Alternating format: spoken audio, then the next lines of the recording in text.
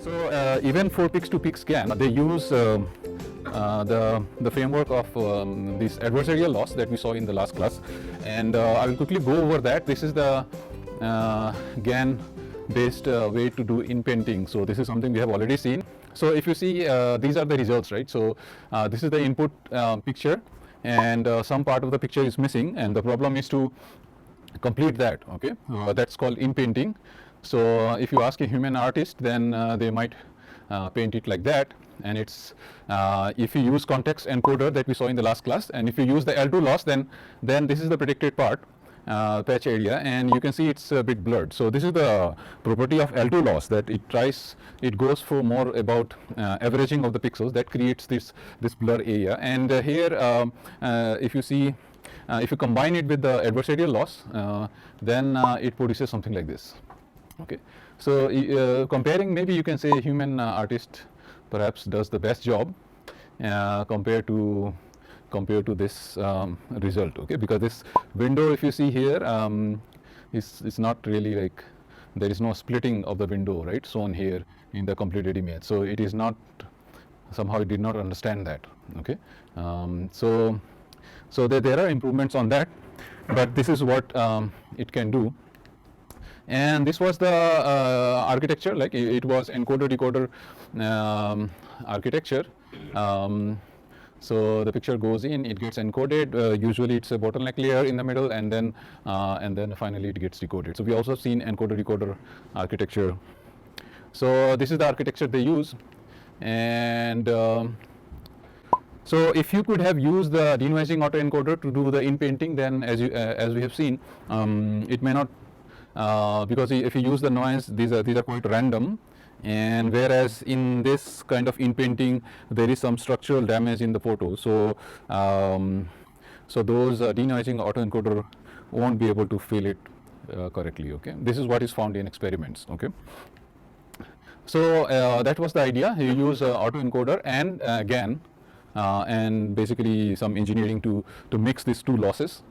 So play with the loss, and so what we proposed was reconstruction loss. So this is the area outside the patch, and what you're saying is that the error that you make outside the patch should be less. So the whole goal of this is to do that. Okay, if you work out this detail where M is the masking and so on, so whole operation is like that. F is the one that's producing it's generating the image, right? So it's like it's coming from the generator, right? So these are kind of predicted image, but then this reconstruction loss is saying, okay, outside the area, because there is a semantics to be maintained, because it's the inpainting problem. So you should not do very artistic thing outside the patch. Keep it as it is. Okay. So we have seen this. I don't have to. So basically, generator is this F that you saw in the previous one, and the whole point and this is the generator. So this is what we call adversarial loss, LADV, right? So the whole idea of the generator now is to generate image, obviously, but we are asking the generator to focus on the patch area and don't really change much outside that. That's what reconstruction is trying to do that. Okay, and predicting the patch area itself, it has to understand the distribution. So these are generative model, right? These generative models essentially work with the probability distribution. So it will try to learn a good distribution of the patch area, and then try to generate that. So there is a amount of a freedom, obviously, because you have never seen the patch area is hidden from you. So what you will generate, there may be a variations, because anyway you don't know. So that let that part be via generative model. Okay, so there will be creativity there. Some variations will be there, and there is a discriminator out there that is also judging the patch area, because the discriminator is seeing the full image, and for each of these images that goes into the generator where the patch is removed, discriminator has the knowledge of the real one, and it's trying to match that what distributions you are producing for the patch area, and the discriminator is seeing the real sample and saying, okay, the distribution of the patch that you are producing is not exactly matching with what I saw, so go and like update your weights and so on. So that's how the discriminator is training the generator but the generator, as I said also in the last class, generator being a generative model, it will try to change the outside area also, because at the end of the day, when you generate, there is a creativity involved, so it can change few things. It is only correct up to a distribution, but it will produce another cat image, but you don't know, right? You don't know explicitly cat with in certain area or something. So there you may have to work harder. You may have to impose some conditions for additional conditions that you want, but essentially for the patch area, generator will produce something, but then generator is also seeing this whole image, obviously. For the generator, just the patch part is removed. So generator also has this outside part. So it might be innovative for the outside part, but that's what we don't want. And we have explicitly this adversarial reconstruction loss, just to make sure that it does not become too innovative outside that. So this is the conditional GAN, and this is what we have seen in the last class, that the generator usually, so what they have done in the paper is that they don't even get the noise. So for them the noise is this patch area is removed. So you feed this as a noisy vector, and outside region is obviously something is there. So original image the is damaged only in the middle. So you keep that. So during training, obviously you will keep changing these patches also. You may change the patch sizes also. So you are allowed to vary these, right? So that's how you are training the generator to fill the patches, right? So next sample could be patches somewhere here, okay? So it's like a patch filler, right? Kind of. So you're training this as a patch filler. So you generate a lot of these input data like that for multiple images, for the same image with multiple changes in the patch. In the paper, they have also shown multiple patches also, okay, like this. So some small sizes like that. So these variations that you create, these are the inputs for the generator, and we are training the generator to fill this patch area, okay? So, and the discriminator obviously is getting the whole images, right? So complete real image, right? So it knows that these type of images are supposed to be filled. Generator is supposed to train to learn to predict the original image, okay? So this is the idea, and they did not go for this. So they did not go for this idea that you will have a JAD and then some condition with the patch removed, right? So original conditional GAN was like this. You have this level, and then there is this JAD that goes in. Okay, so that was one possibility, but they found that this was not needed for them. They just directly input this, and that's it. So that was the context encoder model. So you can say that this is like application of GAN in imprinting. But for us, for today, yeah, so these are some further results from that context encoder. So these are like different pictures, and then if you go for only L2, then you always get this blur area. That's the feature of L2. Okay, it usually does that. So earlier there were ideas on CNN based ideas with L2, and so it was known in literature that L2 does this. But this is only L2, right? And then it's like you could fill this as a regression problem, right? So you have this and then your original level is this. So this is like the real image, and this is your distorted image. So you could have gone with the typical prediction problem, right, or regression thing in this case. So you have many samples of patches and the original level. So then it's about building a loss function, right? So loss function between what is your prediction from the model. Let's say this is your CNN typically. Okay, after 2015 we know that CNN took over. So basically many papers came after that, and they use CNN maybe with different changes, basically changes, right, in the layers, batch norm. So all these you have to play around, and there were many papers like that. And the main problem again there was what is being predicted by CNN. So we have to compare, right? So then they were trying this L2, they were trying this L1, okay, and none of them were really doing very well. Okay, so this L2 that we see here, this we can see this as some. In this case, it's like UNet type architecture, so you can say that it's not the older one. So they did this some architecture, let's say, and then they were using L2. So this is what they were getting, okay, which was not really that well. And they also tried purely adversarial approach as well, and purely adversarial also did not maintain the semantic somehow.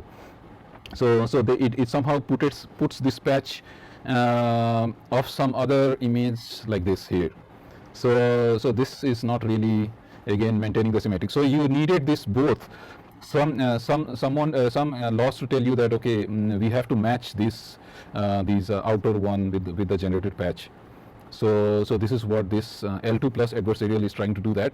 So the patch that is being produced is corresponding to the distribution surrounding the patch. Okay, so that's how semantically. But here you can say it indeed failed here, and here also it's not perfect. Okay, so here also this was the patch area, so you can see that this area looks damaged, right? So it's not perfect, but it seems to be better than the other. Okay. So we will see some improvements on that. So then we have pix-to-pix GAN. So pix-to-pix GAN, the reason why I want to cover is that it is a very good use of conditional GAN for many image translations. So you can say that it's kind of looks at very generic, not just in painting. Okay, it's a wide variety of. So this is what they say in the abstract of the paper, that general purpose solution to image translation problem. These networks not only learn the mapping from input image to output image, but also learn a loss function to train this mapping. Okay. So we have in the story of pix-to-pix GAN, obviously there were quite a few things that we already saw in the last class. There was encoder role, but then there was a modification of that with the denoising encoder, and we also saw context encoder. We just revised it now, and then all these ingredients combined. So these are the results. We first look at the results directly. So you can see that this is segmented image. So basically the colors denote the class labels here. So in this case these are car. Obviously you can have some issues when one car is behinding the other, and so then you may want to kind of do a little bit more differentiation there. But in this case these are the blue ones are the car, and then you have green ones are the tree, and so on. So basically we have segmented that, and then we give this to the generative model, and then the generative model produces this. Okay, so it imagined what could be the car, because just by looking at this you cannot really say it's a fixed type of car. Okay, so there some imagination is needed. Also this, by looking at this, you don't know what type of road it is or what type of marking it has. So it has learned to predict, okay, or generate. Okay, so then there is this another car, and then there were like buildings. So these are like buildings. Yeah. So basically this is what, so from segmentation to image generation. So this could be interesting for creative task when you are imagining designing something. You can do it by hand, something like I wanted something like a car here or some building here. So it can be useful in planning. Okay, and you want to model and see how it will look like. And similarly here you have some architecture diagram. Okay, maybe those civil engineers and all those guys might be doing this kind of thing. I'm not sure. So these are kind of the building design and so on you do, and then it creates. So each time you run, it will create a variation of this. So this creation itself is not fixed, obviously, right? Because generative models generate, right? So they each time they will give you some interesting design, and you pick one that is useful. Black and white to color. So input is black and white, and the output obviously is color. So it produced this quite well, I think. Okay, so yeah. And then you have this is Google Maps. Okay, so the input is the satellite view. This is satellite view, and then output I can see, but you can also see. Actually, here it's even better. So I can hardly see. So this is you can see we have a segmentation mode, satellite mode, and the map usual map mode, right? I don't know what is that called. The satellite mode and this usual map. So it can do that. So they got this data from Google Maps. So they just created by themselves. And then you have day to night. So an image is given for the day, and then it is supposed to predict the output for the night. Okay, so it's not very visible. Somehow it's to night, I think, right? So and then input could be again some edge diagram, edges to photo. Okay, so you can have a diagram by hand, and then it can produce this. Okay, so they have more results. It can create segmentation also, so it can go other way also. Okay, so given an image, it can produce segmentations. So there are some more results in the paper. So basically it becomes very generic now. Okay, any image processing is nothing but image to image translation problem. Okay, so in that sense, with that abstraction that any image processing is nothing but translation task, then maybe this baseline idea you can extend. Okay, so at least they demonstrated that some abstract way it works. So we will go through this pix to pay because it was a very generic approach. So we will go through this what other things they had. So it could be viewed as a translation of an input image to the output image. So that was their starting point. So just like a concept can be verbalized in multiple languages, a scene can be depicted in various forms and so on. Like I can see this as an edge or an RGB image and so on. So the concept of automatic image-to-image translation task is similar to automatic language translation task. So basically, when with the advent of deep learning, specifically around 2011-12, when you saw this new architectures coming, it was more or less clear that things are going to be kind of automated.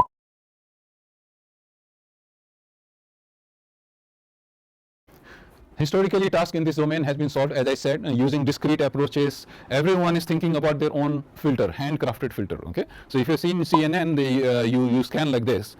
So these are called filters, and what is a good filter for edge detection, right? And what is a good filter for object detection? So these filters used to be quite special. Okay, so there was no generic approach. Okay, that's the point. So that's like this is what they are trying to motivate this, right, in this paper. So despite the diversity of tasks, central objective remains consistent, predicting pixel values from existing one. So what they're saying is essentially what really matters is predicting some pixel values from a given input pixel value. Okay, so it could be pixel value for a color, it could be pixel value for a edge detection and things like that. So goal of pix to pix is to establish a comprehensive framework. Okay. So after this paper, there were many updates on that. Of course, I don't have time to kind of go into all the very recent one, but more or less things were automated. And as I have said before, they use this conditional GAN approach. So this is what they will use. So they say that okay, after training, I will get a optimal generator, which is G star. Okay. And they are saying that there were also approaches before that did not condition the discriminator with the class level and so on. So in the paper they compared with that. But what they used is the traditional conditional GAN, where the discriminator is class conditioned and generator is also class conditioned. So here X is the condition that you are giving, right? So we have seen conditional GAN where X could be any condition that you want to put, and generator obviously takes a random vector Z. So as you can see from the context encoder paper, they had quite a few modifications for here, but these guys are going for the traditional conditional GAN. Okay, and so the first ingredient in pix to pix is that you do use conditional GAN. Okay, the original conditional GAN loss, and now they will say what else, right? Because in some problems semantics need to be maintained, and just like in context encoder paper, you had to kind of make sure that the outer area is kind of matches with the inner. So you needed another loss, and they will also need another loss, because everyone tried pure conditional GAN and it was not really working. So they are also going, because they came after that paper, right? So they had some idea that additional loss is needed, and so which type of loss? L2 loss is not really good. They do this remark, whereas the context encoder paper did use L2, but their thinking was only L2 is not good, so L2 plus adversarial. Now what these guys are saying is that L2 even with the adversarial is not good. So what they will prefer is like going for L1. So as you can see, the only change is, no, not the only change, but the two changes. So they're going from L2 to L1, and they are using the pure conditional GAN loss. So this is what they have. So what is generated by the GAN, and they are using the conditional GAN. So there is this X always there with the Z. Okay. So and how do you do that? X and Z are concatenated. Okay. The condition is nothing but just X, and whatever condition I have, it could be condition for the text or some image that I want in paint, just concatenate them. Okay, and that's it. So this is one norm. That's why it's L1 loss. And what they're saying is that they combine the conditional GAN loss with the L1 loss. That's it. Okay, and obviously they have to put this lambda, right? There is this lambda one has to put, because although it is L1 loss, you don't know relative to the conditional GAN how big or small it is, because at the end of the day you want to take advantage of both, right? If it so happens that this guy is very large compared to this, then this will be completely ignored. But this is what you don't want, right? So because losses come with their own type of scaling and things like that. So that's why you need something to rebalance both the effects, right? And in case this guy is usually big, then you have to take lambda to be proportionally bigger, so that there is a focus also to maintain on L1, because optimizer as such is greedy. Okay, so it will see what is the biggest value. If it's this guy, then it will try to minimize that and ignore that with slightly minimum value, but not the best. Okay, so this is why this regularization parameter is needed in general. So in general, they also say that absence of the noise component Z in the generator could lead to network to have deterministic output. That's what they found. Okay, so that's why they are going back with the Z as well. Okay, so as you can see in the context encoder, they did not have this Z. What X they had in the context encoder was the image with the patch area, some patch removed. That's it. That was, you can think of like some form of Z for them. But in this case, what they're saying is like, we want to keep the Z as well, because each time, because Z is a random vector, so each time it will create some non-deterministic output, which is what they find it useful. Okay. So they say previous conditional GAN have also found this useful. So they're kind of making more statements on why they want this and so on. But obviously they demonstrate everything with the results. And you see, another way to introduce noise is dropout, right? So we have seen that in general in deep learning you have these inputs, and then if it goes into encoder decoder form that we have seen, then this is the simple encoder decoder form. The vector goes in, it gets compressed in a bottleneck layer, and then it gets uncompressed. Okay, and we believe that this is how learning happens. When the compression happens, then most important feature and noisy things are left out. Most important features are captured in the bottleneck layer, and this helps you to generate rather than memorize. Okay, and this bottleneck layer is smaller because, as I said, if you keep it like this and somehow this size remains very same as the input size, it's a matter of memorization, right? You will learn an additive function that just memorizes things, but memorization does not help in learning, right? We know that, right? So we don't want so let us keep this input layer. Obviously it has to match the size of the input, but then it should compress. Okay, that is how learning happens. Learning happens only if you compress. Okay, so otherwise, yeah, it will kind of overfit, because if someone, you memorize everything, right, and in exam someone will ask a variation and then you don't know, because you never learned, right? You never learned the important things, you just memorize, so then you're not learning, right? So this is the whole idea about this. And then what we saw in the denoising autoencoder is that one more way to force a learning is that some data point is there and you remove randomly some points from the data. Okay, so this is another way to force learning, where we are saying that, okay, and this removal will happen also in a random way. The next time I will give the same vector, but I will remove this guy now, maybe, okay, this guy, and keep the other one. So this is another way to force the robustness, the learning process of the network. So this is called denoising, because we removed some things and then we are telling that can you predict the whole vector after uncompression, right? So or decompression, right? So that's another way to force. So that's what they are saying, that so what is happening with GAN? GAN is taking generator is there, and it is taking the vector Z, right?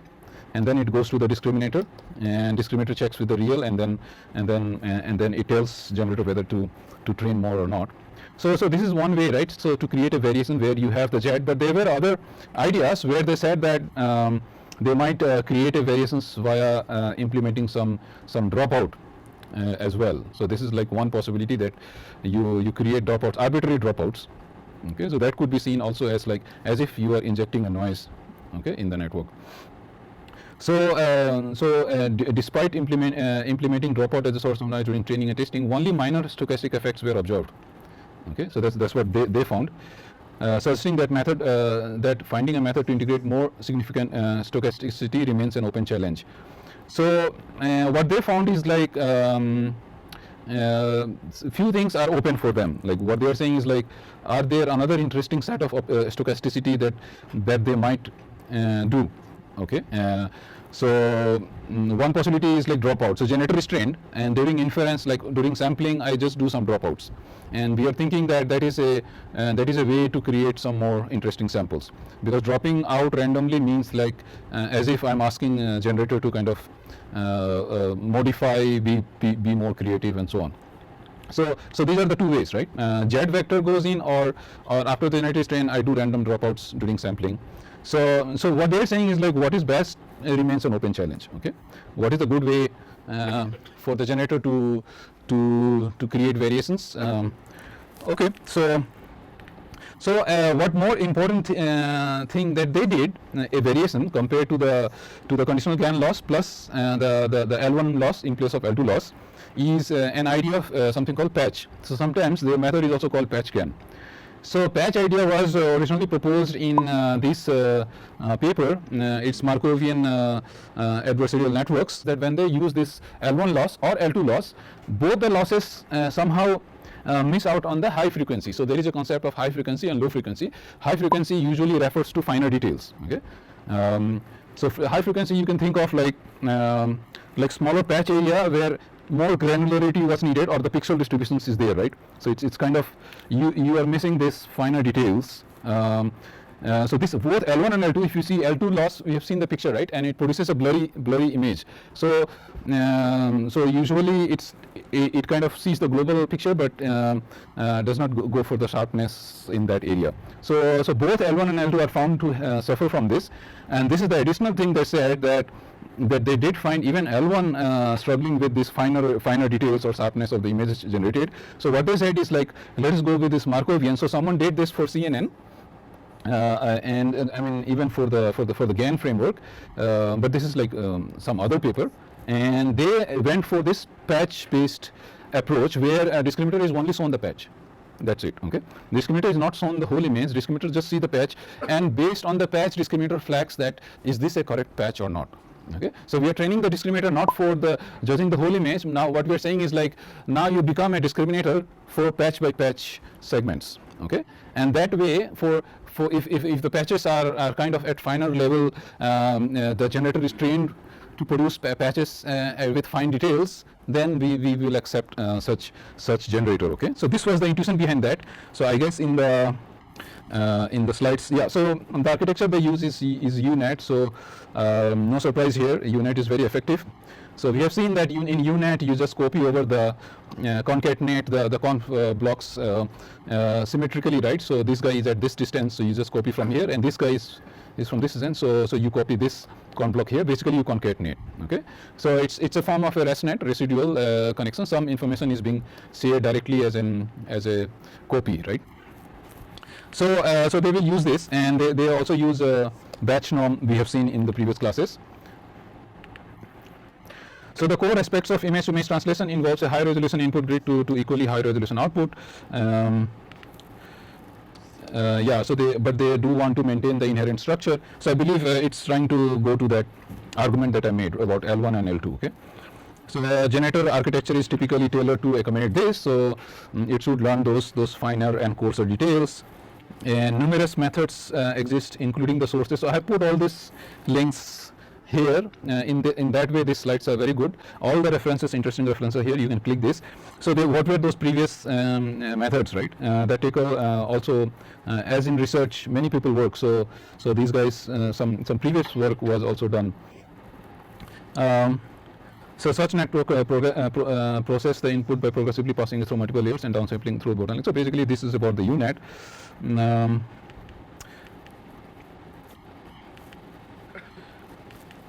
Yeah, so this was just about UNet, okay? So there was nothing.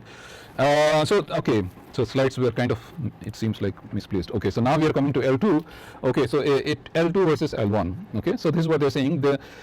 These losses fail to encourage high frequency crispiness. Local resolution or local detail usually they miss.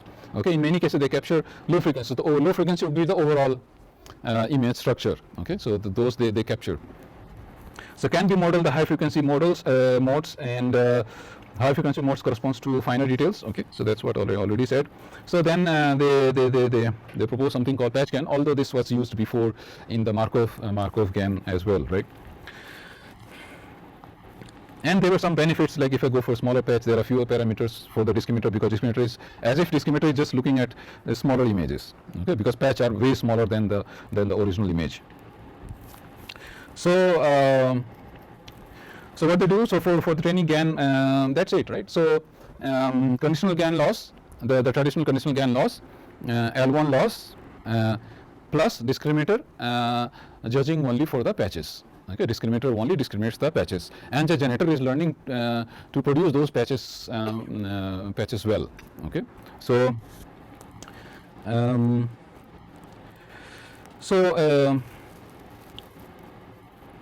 and one more thing is, yeah, there's something called instance normalization, and they take this idea from this paper, I guess this one, 11. Okay, so in place of batch normalization, they do it instant normalization. Instance normalization is like for the same feature you just normalize, and batch normalization we normalized over the batch.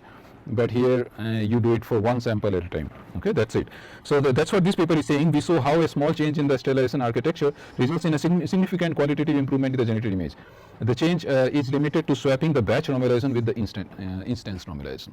So they found this previous paper, they found very interesting to remove batches with the instance. So they adopt that idea here as well.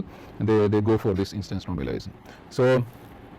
And the other things, like they use one step of generator, one step of discriminator, and so on. In place of log of determinant, they use log of determinant compared to the log of 1 minus of the determinant. Okay, so in this case, it's like you're trying to minimize the loss, because this is the generator loss, but then numerically it is found that rather you maximize this.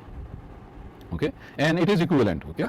So they say that, okay, and I believe this was actually proposed in the original GAN also. So although in the min-max problem, the GAN, we see this term, but in practice they went for this. Now, there were reasons for that, some numerical reasons for that. You can see the original paper as well. So coming back to what it can do, right? So these are the results we have. So you can provide semantic levels. It can give a photo, architecture levels of photo, and so on, black and white. And so this is something they have already seen in the introduction, right? So these are some more results where these are the inputs, and this is the ground truth, the second column. So you can compare the quality of the generated images, and this is the one that they proposed in Pix-to-Pix GAN. So until that time, that was kind of state of the art. And some of the creations look pretty good. Of course, the color will change as you know, right? Color and all this variations you can expect, because these are not explicitly told to maintain, right? Unless you have a way to put some additional condition about the color, that you generate something, but it should have like color, but some radius type color and so on, right? So yeah, you may kind of intuitively think, right, what could be a good condition to produce only red colored building, okay, and how you can incorporate this condition in the conditional GAN. Okay, so these things require a little bit of thinking. So here this is the structure, and this is the ground truth, and this is what it produces. So which looks pretty good. Only the color is not maintained, but otherwise it looks pretty good. I mean, it looks too good to me. It depends what kind of training data. Obviously they use training data from here itself, right? Because it might not have seen buildings of any other structure, because you can see the generated one looks, structurally it looks very, very similar. So it means it was trained mostly on this type of building, I guess. This, and obviously another building type is this. Perhaps they did not have too much variation, because otherwise you could have seen a little bit more variation, right, than compared to the ground truth. Because if you just see this architecture diagram, it is very rare that it will produce this which matches exactly with the ground truth. So I guess, yeah, training data did not have too many variations, I guess. So again, all these things we have seen before, map to aerial photo and so on. And this is, I guess, for the color. In the color, it's interesting. They were not doing well with the color part. So this is their method. So they admitted in the paper and so this is the ground truth, and you can see there is no real color given to the cat here. Okay, and some other method was doing better. Okay, so they've cited this paper. So yeah, for color it's not that bad, but if you see this guy, then it's looking okay to me. Yeah, I mean here also color is there, but in some cases it's failing. And then these are segment to picture. Okay, so this is ground truth, and this is what they produce. And this is the segmented image and what they produce. Okay, so yeah, this is day to night transfer. So this is the input, and you are supposed to create a night picture of the input. And so this is the ground truth, and this is the output. So obviously you cannot expect the output to be exactly similar to the ground truth. That's like given, but in some cases it's like too dark. If you see, it's like, but obviously it doesn't know, right? How will it predict that there was a bulb here that is supposed to glow in the night, and hence this area will be not so dim compared to this, right? So obviously this, if you give this picture, it will assume that there were no lights, right? But here it seems like it has some understanding that some buildings will have light. So here it's showing some light here, right? So here also it's trying to, yeah. And then sketch to picture. So this is the input, and this is their output. This is the ground truth. Now we go to StyleGAN, and let us do some latent space engineering. So I will explain what that means. So this is the picture up front, but obviously I have to explain this part. And this is the traditional GAN architecture.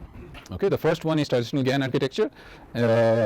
Obviously there are variations here. It depends on you what could be the generator architecture and what could be the discriminator architecture. But usually it's like this. You have a latent or a random noise, okay, and then it goes through the generator, and then later to the discriminator and so on. And what they propose is this. So this is what we want to understand. So what is the problem with the original GAN? Okay, so which is the first figure. So what they say is the latent code Z. Latent code is this one, Z, is entangled. That is, the coordinates of Z is mixed. Okay, so when the random vector Z goes in to the generator network, in this case it's like this, it's going, then the whole random vector Z gets entangled. Entangled meaning like it does some linear combinations, activations. So you don't have any idea of where the Zi or Zj went and what was their role in the generating process. Okay, so the coordinates of Z may help in final control of the generated images. So what they're saying is like, what if you could have seen these components of Z explicitly? All the Z is random vector, but what if some component helps in some feature, like here feature, some component of the random vector might go to some facial feature, some component of the vector might go into some other feature. So is there a way to disentangle? Okay, so this is the premise in the initial motivation of the paper. So want to control the detail of the images generated. Okay, so how can we, because if you use this original GAN, then it does not allow you a way to play. Okay, play with the with some variations in the image, variations in the same image. Okay, so if it produced a picture of some person, right? So it produced some picture, and then maybe you want to change the hairstyle of the same person. Okay, and maybe so then but next time if you send some another Z2, it will produce, let's say it's trained on face images, so it will produce image of face, but then again it will be some other image. But you can say, what if I condition, right? But you can also condition, but that condition itself is still not giving you the finer control that you want. You can say that maybe you can say that during training of the conditional GAN, you can say that you want to generate faces of certain type, let us say only kids. Okay, so maybe the class level could be kids. So you can train the conditional GAN to generate images of the kids. You may go to even smaller detail, like let's say only brown hairs. Okay, so you may put that condition, but then it is still not giving you more finer detail. Okay, brown hair, but then some hairs like that. Okay, some hairs curly, not curly. Okay, so how far you will go with that condition, right? It's not clear. So if you do this condition explicitly, you have to do it so many times for every little condition that you want to put.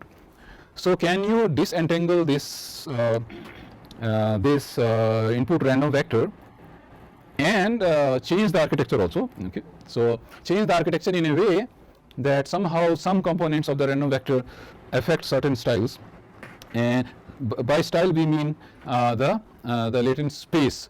So what happens in generative modeling is you build a probability distribution, or we call it a manifold. Okay, so the images are all lying in that manifold. Okay, and whatever images you trained on, let us say these are cat images, then they lie on certain manifold. Now the features of these, let us assume it's a vector space, but it may not have to be vector space. So let us say this is the eye feature. Okay, this is the color feature. Okay, so this is the hair feature. Okay, so there are three different features pointing in three different coordinate directions. Okay, so we have generated a manifold of images. In these images, certain directions correspond to certain features. Okay, and you want to kind of have a hold on these things. Okay, that is called latent space embedding. As such, it's not easy for you to explicitly say that this is exactly the eye coordinate. Okay, but if you play around, and if you we will come to this, like if you play around and somehow you have this multiple you can say some kind of injection going on, so then with reference to those you can say, okay, now I understand. If I change this guy, it changes the eye color. If you change this guy, but beforehand it's not easy to say where these directions are. Okay, so in the abstract level, it's like in this manifold of images, if I get hold of certain vector directions, then I just by changing this, by adding something from here to here, if I go in this direction, but just change the coordinate in that direction, then I know that it only changing the eye. Okay, then I have a very nice hold to, in a fine detail, I can change the eye feature. Similarly, I can change the color feature and hair feature, so on. Okay, so this is what it's trying to say. Okay, because if it so happens that the original, because these variations are obviously dependent on the input vector z, which itself is random, obviously, right? So but once this z vector goes in, you have no control of this z vector, or you could not create a control. You can also say it that way. Okay, so how these components which could have trapped or which could have identified with certain features, you don't know, because it got entangled, linear combination activation, and then after that you have no control. Okay, whatever it produces, you have to take that. So and another thing is, first thing is entanglement, and another thing is it is a simple distribution, and it's a standard normal, so mean 0, variance 1. So what if we want to train it up to a point where it becomes more expressive kind of distribution? Okay, because as such we know that this may not be the best initialization via random vector. What if we change it to some multiple mode distribution, and then these modes become very interesting for us, and in that case we can say, okay, these modes identify with eye, maybe, and these modes were interesting for features here, and so on. Okay, so just disentangling the original input vector itself is not going to solve things for us. We need to transform this and train this in a way that it also starts capturing, although there is a randomness, so it's still a distribution, but it is kind of captures some important features. Like each components of these somehow captures important features. So this is their plan. Okay, so can we modify JET to more complex? That's what they mean by complex. Okay, so we can go slowly into the architecture detail. So overall, if you see here, then overall what is happening is if we look at their architecture now, then this is the latent vector Z. Okay, that's that we take as a random Gaussian, and then we normalize, and then you see there is this layer of fully connected layers. Okay, basically multi-layer perceptrons, and there are so many of them, and then after that they get some vector W. Okay, so basically it's a feed forward, some linear combination activation, another linear combination activation. So multiple, it goes through multiple of non-linearities, and then it gets this vector W, and this is what the W they are saying. Now they are happy to work with this. Okay, they earlier said that the input Z is not really, I mean, it gets entangled and things like, or it's a simple distribution. So what they say is like, let us make it complex distribution. So now it is kind of complex because as such, it's hard to know. I mean, at least here you could say it's standard normal, but after going through all this non-linearity and so on, it's not easy for us to say which distribution it follows. In fact, it could be mixed. It may not be even some known distribution. Okay, so it actually becomes some complex distribution, which is essentially hard to predict. But so this is what they do. They make it complex. Okay, and then there are some additional things you see, right? It's not just like one block after the other. You see this guy W is now fed into these with this arrow, right? So there is this additional thing going on, that they are feeding this W, the complex distribution, into middle of these conv blocks. Okay, so they are trying kind of, they are playing around with, they are sending this complex distribution to the intermediate layers.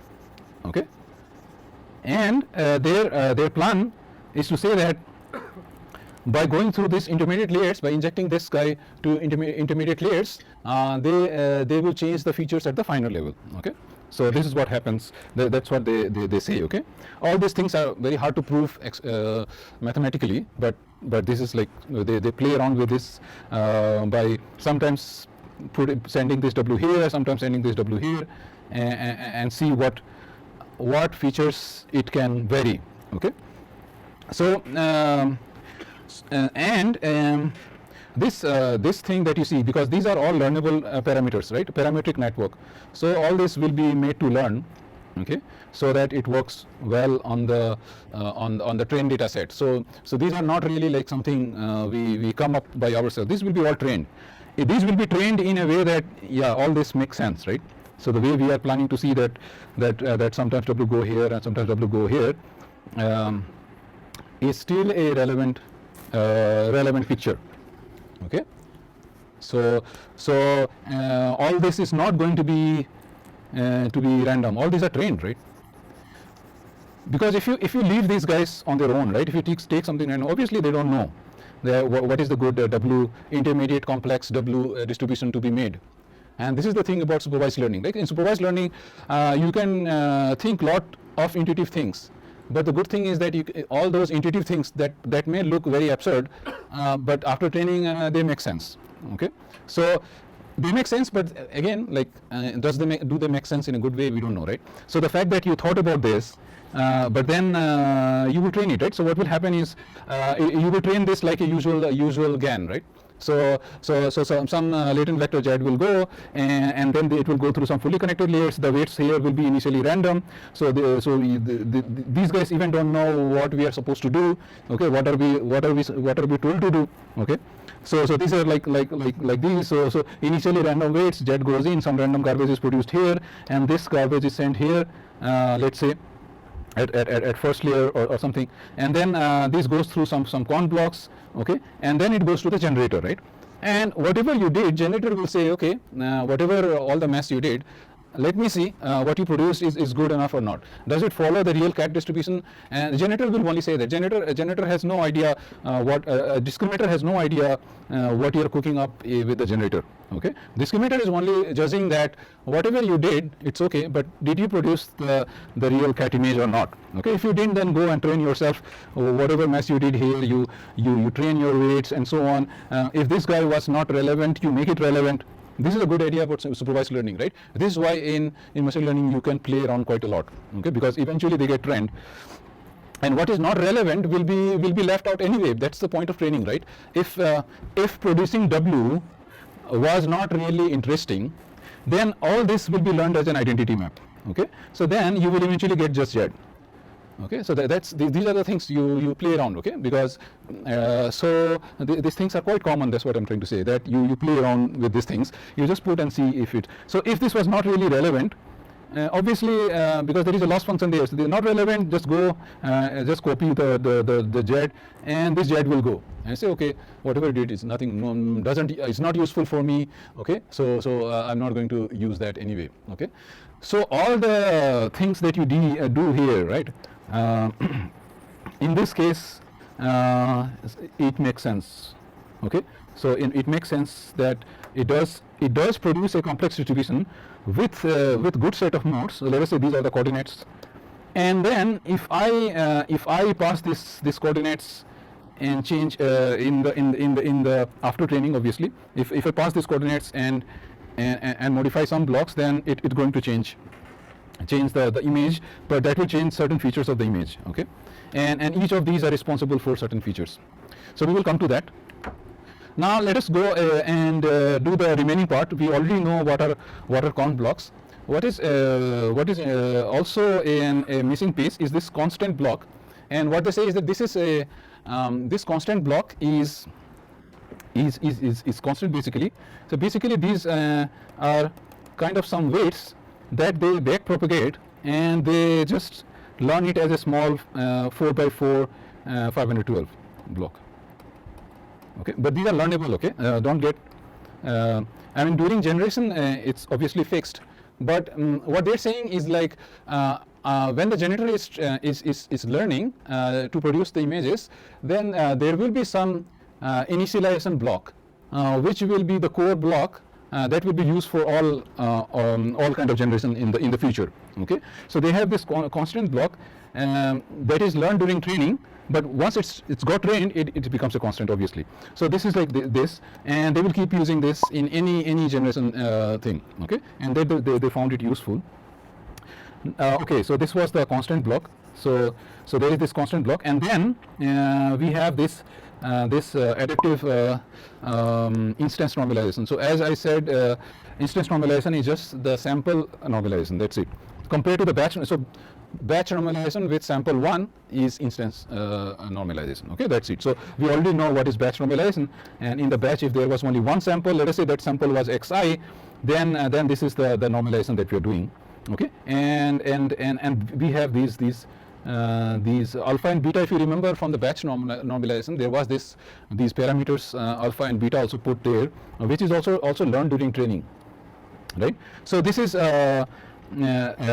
so we will come to this. What exactly are these, right? So here xi is the feature map extracted from the content image, and y is a style representation. Okay, so basically to start with, these xi's will be nothing but something coming from here. Okay, the constant block to start with. After that, obviously, it will take RDIN will take from after processing from the const block. So these are like some features, and yeah, and then there is a mean mu. Yeah, so mean mu will be computed for these features, obviously, because we need to do this mean normalizations. Okay, so this is instance normalization, and this is how we normalize by summing over taking the mean over a given channel. And the standard deviation also will be numerically the same, right? Because once you have these x, I, h, w, then the sample variance is computed like that, right? So once you have the sample mean, you subtract with that and then square, and then you have this. So standard deviation is also calculated like that. So that's the ADA in. ADA in is adaptive instant normalization, which means that it will normalize only over the channels. Okay, the mean is computed over the channel, single channel, and then the standard deviation is also computed over that, rather than the batch. Okay, it's not taking the batch. Batch size is 1 here. So that's the ADA in. So ADA in, we got the mu here. So we got the mu, we got the sigma. We got the mu, we got the sigma, and now we want to know the missing part is this 2, right? So let us see this. Okay, so that is coming via the A map, which is this guy. Okay, so this guy is giving us, it is taking the W, which is produced here, and it is splitting the W into YS and YB. Okay, that is the YS and YB we are going to use later on. Okay, so obviously YS and YB should be like 2 times the C. Okay, so because that's why we want to we can subtract and add. Okay, so this and this YS and YB are coming from this W. Okay, so W is split into YS and YB. Okay, and then this YS and YB is used here. Okay, so so we also have a YS and YB, and which scales and shifts the normalized feature, and that's it.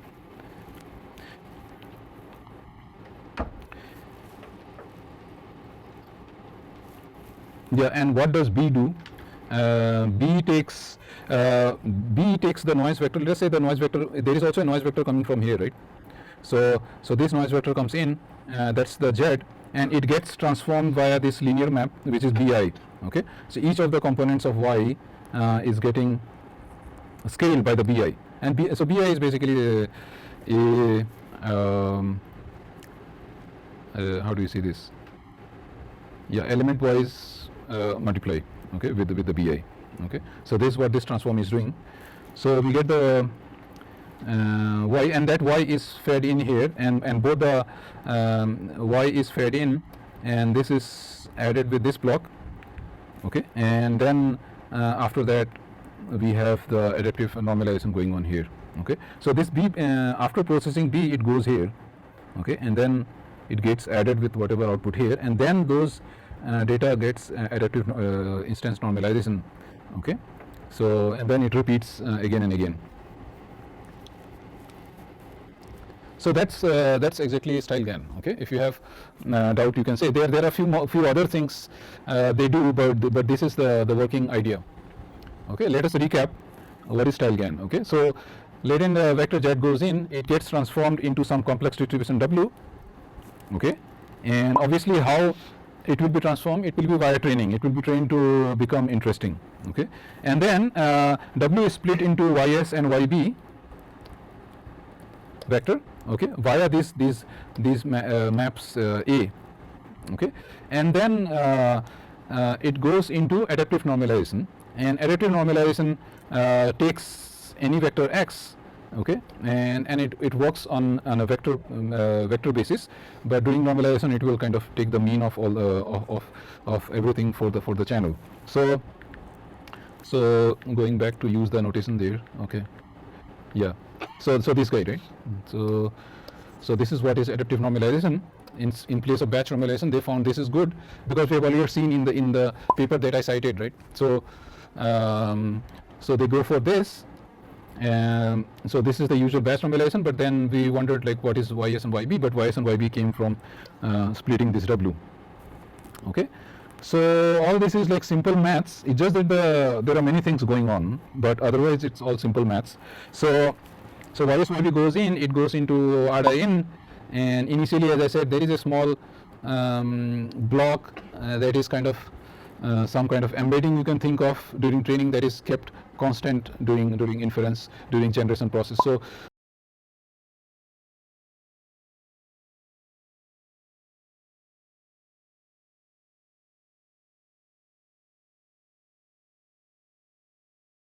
So they have this, so that is the starting point, and those vector goes in, and then there is a noise component from here.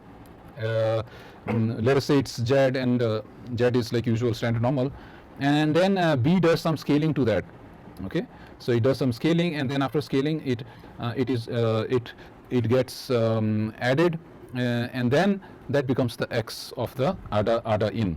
Okay, so X for ADA in is like so X for ADA in is like something that is coming from the const block. Let us say Ci plus what is coming from the noise, which is Z, and then B scales it by Bi. Okay, so this is what X is going into the ADA in. Now ADA in will process on this, and then the usual like const block is applied, and then the same noise is again injected here, but then it is again scaled and then added here. Okay, so this scaling itself will also be learned. Okay, what is the good scaling? Like these B blocks will be learned. Okay, okay. So I guess that's StyleGAN. It looks very engineering type, but they tried this and it seems to work. Okay, there is nothing more to say about that. Okay, all the steps are clear, and that's it. This is what it does. And there is this progressive GAN idea that we saw in the previous class, that you increase the resolutions of these blocks more and more as you go. So they do that as well. So some of the things that were tried for the original GAN was truncating this Z. Okay, so once again, so if I see this original GAN, so some of the papers tried to they were looking for some interesting variations. So sometimes some of the papers, what they initially the Z vector goes in, right? So this is the Z vector that goes in, and some of the paper tried truncating this Z vector. Okay, so what if we just rather than giving the full Gaussian, just do some truncation? Then it is not a full Gaussian. It is kind of random, but it may not even be a distribution if you just truncate somehow, right? So this is something some papers reported that truncation helped in certain cases. But then here also we tried they try to experiment with this truncation trick. Okay, and that can be used to fine tune the generation of images. And truncation helps in balancing variety and fidelity. Okay, so if you truncate, then you may generate very specific type of images, but those images will be good. Okay, that's what it's found, rather than giving the full noise vector. So some people found that useful, and they also played with that. Truncation trip is helpful in generating sharper images, but maybe at the cost of less variations. But W may be a complicated distribution, so how to truncate W? So in their case, they are supposed to truncate W. Okay, so they played around with that as well. And another thing they played around is something called mixing regularization. So what they said is, like, they generate one, they have one Z1 and it will produce one W1. They said, what if I try to mix? I pass another Z, which is Z2, and I get W2. Okay, so I could do many of these. And what if I use this at different levels? Okay, so maybe I pass W1 here, which is maybe features for certain features, and then I pass W2 at the higher level layers. So they played around with this by passing this multiple of this W. So this is the truncation trick that they said, and this is what they played around with. This W hat is the truncation, and psi, they keep psi to be less than 1. So if psi is much larger, then obviously it will vary a lot. Okay, and if psi is very close to 0, then it will be as if it was not truncated. So they played around with this truncation idea. And the constant block, obviously during training it could be initialized to 1, and then but it gets trained later on. So this constant block is learnable. And W bar is the mean. Okay, of various W's. So what they said is like we want to truncate, but then W is a we think of W as some complex distribution. So just by mere truncation, raw truncation may not be a good idea. Let us truncate it in a way that it is at least closer to the mean of the W, because it's a distribution. So W bar could be seen as a mean, but to calculate mean I need many of these W, right? So then let us say I generated W1, W2 and so on, Wn. So they said that okay, I want to truncate, but let me produce n of these, and then I compute the average of this, and then I get a sample mean, which is W bar, and then they say now I will see if I want to truncate. Then I say okay, I will truncate like this, and W minus W bar, and they're saying that okay, let us truncate, but make sure that it's with reference to W bar. It's like it's not too far, okay? Because if you do arbitrary truncation, then kind of you don't know. You may go away from the mean of the. You may generate distributions which are not even have similar means than what you were trained on. So that could be an issue. So these are the things they played on. So latent space engineering with GAN. So let us mix. How do we mix, right? So let us say we know the architecture details, then train the steps for mixing. Train the generator network on all train data. So we can train that. Thanks to PyTorch, it will do all the backprop, messy backprop and all those that happens. You don't have to worry about that. So let us say you generated images A and B. Okay, from the same network. I generated for the moment, let's say image A, and then I generated image B. Save the weights and W vectors. So for that image. Okay, so let us say you generated image A. When you generated image A, then for that image A, you had that W vectors saved, right? Because when you generated, it went through some latent, and then some W got changed, right? Because W is changing to create new images, right?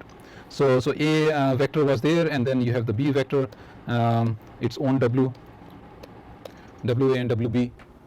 Okay, and so let us say we want to mix the styles of the image I1 and I2. So I think I am saying here I1 and I2. So obviously we retrieve all the data for I1, we retrieve the data for I2, which were used to generate, and then after that you freeze everything. Note that everything is frozen, and now it's a matter of if I want to mix the styles of two images, then it is about the way I will pass these latent vectors W at various stages of the conv block, and that creates variations in the image. Okay, so passing this W here to this conv block will create some variations for the existing image, and then passing the weight W here will create some other variations for the image. Okay, so that way you will see quite a few variations here. So so these variations obviously we know are affected by the W, and W in turn produces this YA and YB. Okay, so since this variations essentially mean now where this YA and YB will be used. Okay, so this is image A and this is image B. Okay, so this image all these images were generated let's say by the generator, and then all these images were also generated only the first column. Okay, and then here only the first row is generated, and you saved all the data for these guys. Okay, you save the data, meaning you saved all the data for even these conv blocks. So you save this, and then if you use this W for image A, and then if these vectors get injected, let's say at the cursor level, so we call this at cursor level, I guess is the upper one, I guess. Now cursor will be the higher one, final will be the lower one. So if you pass this the W of some other image, and if you pass this at different level, it creates a mixing. So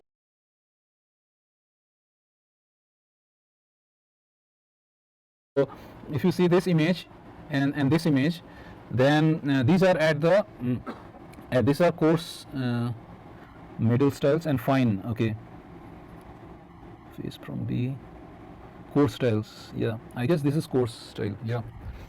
So if you mix this two, then you get this. Okay, so if you mix this this person and this person, then it can create this. If you mix this with this, then you can get this. So basically, it seems like you are interpolating in the space between these two images. Okay, so these are the results. So at the coarser level, at the finer level, I guess the changes are finer, not so drastic. So I guess here, if you see, the forehead is bigger and this forehead is bigger. So it is trying to create save this fine detail. So I don't know, like if you see this, the input was this, and then the face created was this. Yeah, effect of stochastic variation or the noise that we had. So we also have a noise coming from here, right? So if you put this noise at various levels, then you get much finer detail. So what they're saying is, like, if you injected the noise here, meaning it's a coarser, it's a finer level. Okay, so if it's a finer level, then if you see the finer level detail is seen here. So if you see the hair feature, then so A is the generated image and B is the stochastic variation. So here, if you see, by just modifying the finer level, just the hair got changed a little bit. Okay, so this finer level details about the shape of the hair is captured at the finer level. Okay, here I guess, I don't know if it's easy to find. Obviously, like this and this, you see, what they're saying is, like, very fine details are getting changed. Okay, that's why they zoomed in to see whether there are real changes. They found, yes, only the hair, some hairs are getting changed. So at that level, it's getting changed. Okay, obviously they have not seen bigger change. The face remains almost exactly the same, but what they found is, like, when they inject the noise at different level, this noise, right? So you have a control with this noise as well, right? So you can say, okay, let me put this noise right now here, okay, in the image that was generated. So let us say that image was that person with the hair, right? And I took the noise and then changed it in the finer level. Then I took the noise and changed it here to create a variations. So then those are the results we saw. They said there were stochastic variation in the eye reflection as well. Like these are very fine. Although I don't see the image here, I guess they found this in the paper. So what they said is global aspects such as identity and pose are unaffected in general. See, this is the same person, but just some features are getting changed. So effects of variations at the finer scale is again, it can be seen when A is applied. This is the A. When A is applied to all the layers, B is like no noise. So B is no noise. Essentially, it means yeah, it is. You see, it's a more like a painting kind of an image, not capturing the fine details. And if D is noise in coarse layers only. So coarse layers means like we do this progressive increasing of the conf block, right? So coarse is like the initial one, which were like 4 by 4 up to 32 by 32. We call this coarse. And if you inject noises in the coarse only, then you have this output. Okay. So we can see that artificial omission of the noise leads to featureless Venturi look. So that's what the B is, right? If you have no noise, then it looks like a painting. Okay, coarse noise causes large scale curling of the hair and appearance of the large background features, while the fine noise brings out finer curls of the hair. So these are the images generated by StyleGAN. So obviously StyleGAN is not about mixing, right? StyleGAN is also about just the same image, but I can create a variation of that. So it can create images, and then by changing the noise, you can change very minute things. That's what we saw, right? So it may happen that with StyleGAN now you have a control that, let us say this is the image, right? It may happen that by changing the noise to some other layer, only this pillow gets changed. It may happen. Certain features are very specific, right? Or maybe only finer details like some color of this bedsheet might get changed. Okay, so that way you have much fine-grained idea. But as I said, you don't know explicitly from these latent images. You don't know explicitly which layer directly corresponds to this. You get this after playing around. Okay. Or at least I'm not aware in the GAN framework that you can explicitly point and say, I will, in advance, right? In advance, I can say I will explicitly inject layer at that layer, and certainly here is going to change. So it's hard to predict in the beginning, right? But if you play around, then you have an idea. Okay, this layer is capturing features of the hair. This layer is capturing features of color and so on. So that way it creates quite a bit of variations. There were slight improvements on this. Those were slight improvement. What they found is that in StyleGAN, there were these artifacts where these things was popping up, which was not part of the, which is like not correct. Okay, they're not a correct image generation. And then here, let's say there was some feature that can move the head, right? And so if you see this, then the head moved like this, right, slightly. But then if you notice the teeth here, it remained still facing straight, but it should have moved as well. So although it is affecting the you may play around, turn the head and things like that, but then there are a few things which are not correct. Okay, so in this case here. Okay, so they tried to correct this in the improved GAN paper, and they did architecture modifications. Okay, so I will leave this up to you. Again, these are very simple modifications. They're just that what they are saying is like, okay, they even changed the ADA in. They said that in ADA in I add this we had YS and YB. They said I will add YB later. Okay, so that B comes after. Okay, and then they just do this YS scaling first. Okay, so these are very minor. Okay, so I don't think these things need to be pointed out. But from the architecture itself, you can see what changed. Okay, so the standard deviation scaling happened, and then the YB term got added a bit later. Okay, after the conf block. So these are the changes they did, and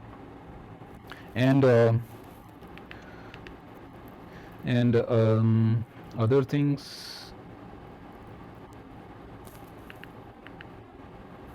Yeah, that's it, I guess.